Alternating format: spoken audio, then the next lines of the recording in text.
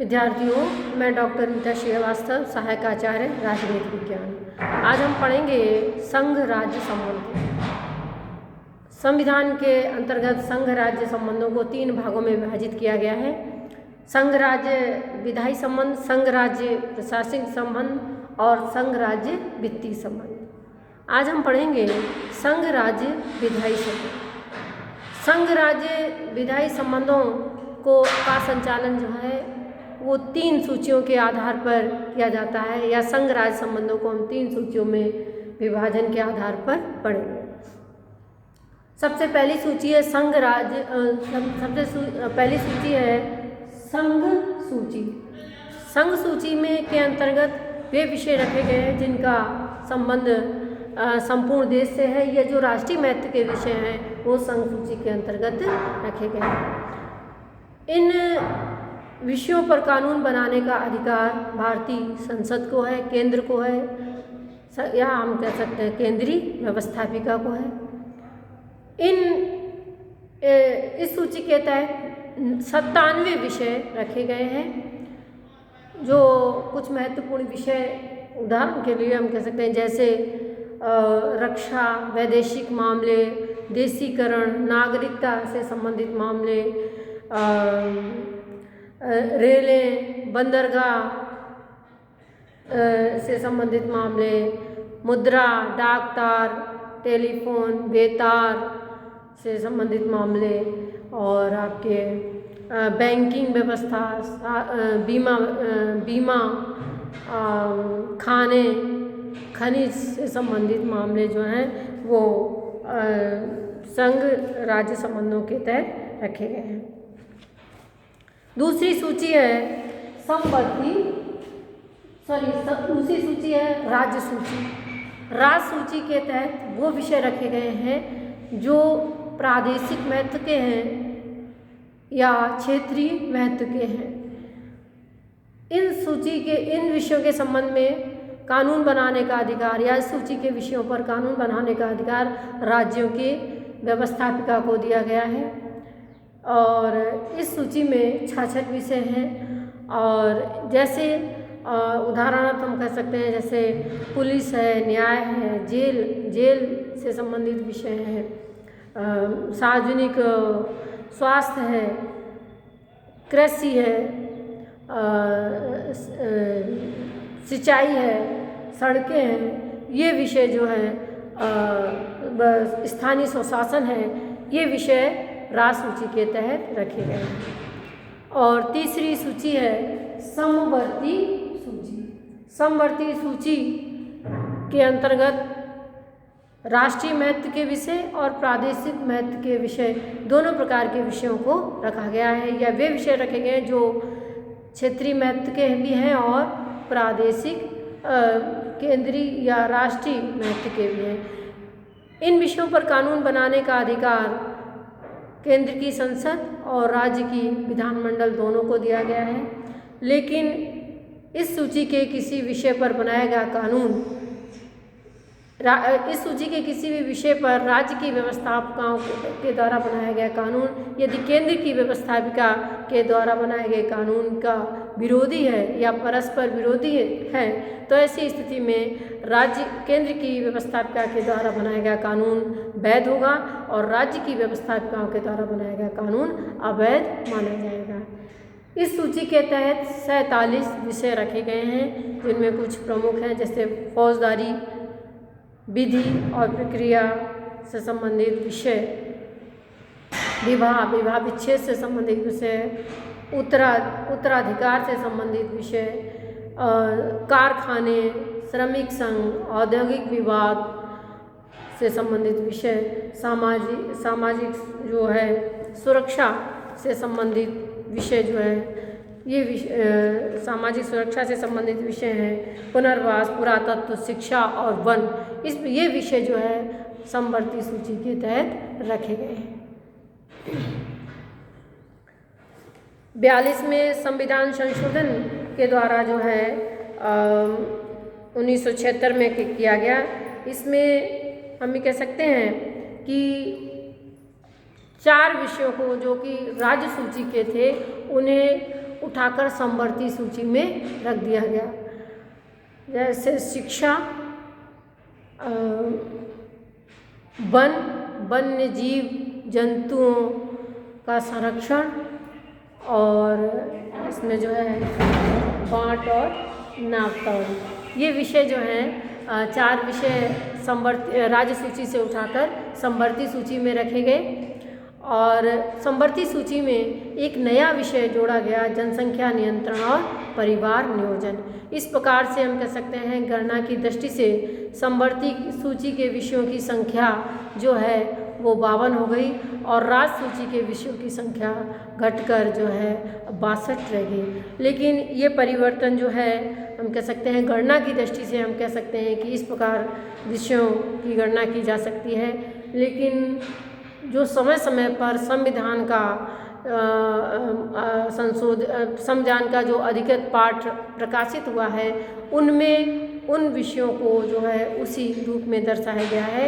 यानी समवर्ती सूची में संघ सूची में 97 विषय, राज्य सूची में 66 विषय और समवर्ती सूची में 47 विषयों का ही उल्लेख किया गया। तो इस प्रकार से ये परिवर्तन गणना की दृष्टि से है।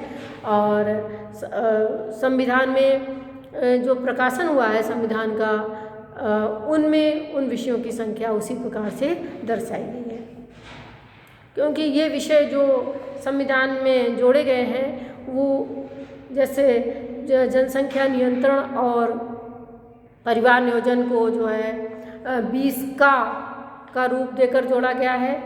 और इसमें जो है शिक्षा 17 का के द्वारा वन को, 17 खा के द्वारा वन्य जीव और जीव जंतुओं को, और 25 का के द्वारा शिक्षा को, और 33 का के द्वारा जो है नापतोल को संविधान में जोड़ दिया गया। तो इस प्रकार से जो है संविधान में मूल विषयों की संख्या उसी प्रकार से मानी गई है।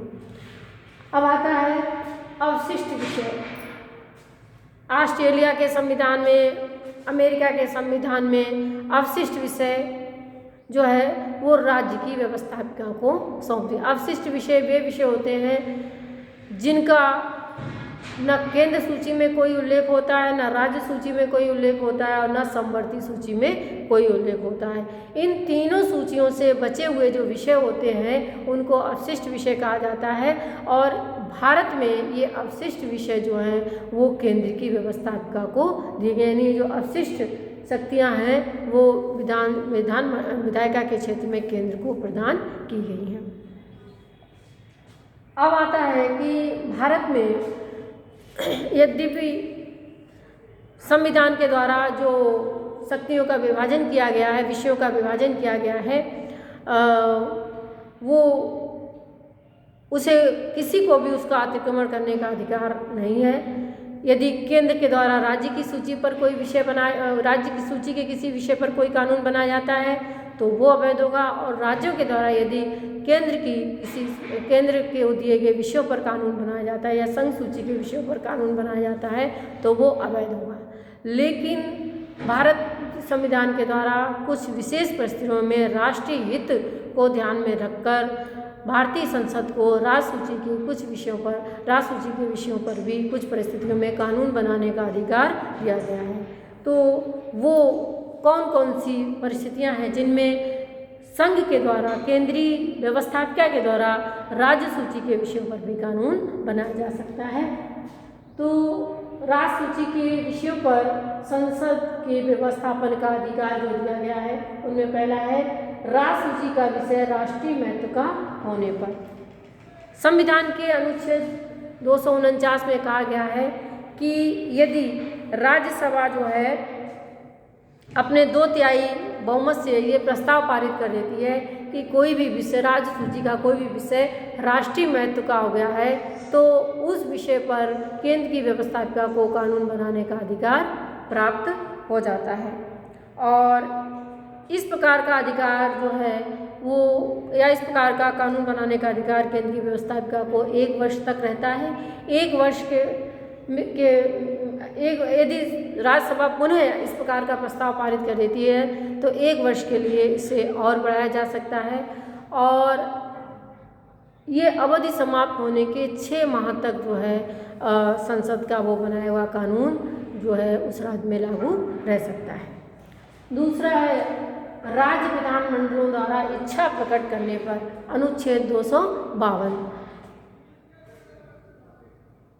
भारतीय संविधान के अनुच्छेद 252 के द्वारा कहा गया है कि यदि 2 या 2 से अधिक राज्य जो है ये इच्छा प्रकट करते हैं कि राज्य सूची के उस विषय पर केंद्र की व्यवस्थापिका के द्वारा कानून बनाया जाए, तो उन राज्यों के लिए उन विषयों पर कानून बनाने का अधिकार केंद्रीय संसद को मिल जाता है और उन कानूनों के संबंध में या उन कानूनों के संशोधन की शक्ति राज्यों के पास नहीं रहती है, न ही उन कानूनों को समाप्त करने की शक्ति केंद्र के पास रहती है।